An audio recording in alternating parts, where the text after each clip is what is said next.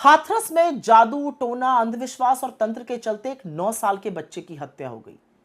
ये खबर पढ़ी तो दुख हुआ, लेकिन मन में कुछ सवाल भी कौंधे और वो आपसे साझा करना चाहती हूं। आजाद भारत की नींव पंडित नेहरू ने विज्ञान और टेक्नोलॉजी पर रखी थी। अंधविश्वास और जादू टोलने को छोड़कर साइंटिफिक टेम्पर के साथ ही हम आगे बढ़ सकते थे।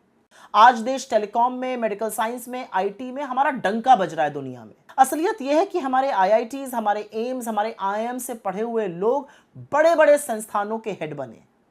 लेकिन पिछले कुछ सालों में ऐसा लगता है कि देश बहुत पीछे, सदियों पीछे सरकता जा रहा है, क्योंकि आज स्कूलों में फोकस साइंस, टेक्नोलॉजी, रिसर्च या शोध पर नहीं है।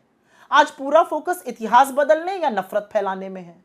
स्कूलों में खुले आम छोटे छोटे बच्चों के साथ धर्म के आधार पर, उनके खान पान के आधार पर जबरदस्त भेदभाव होता है।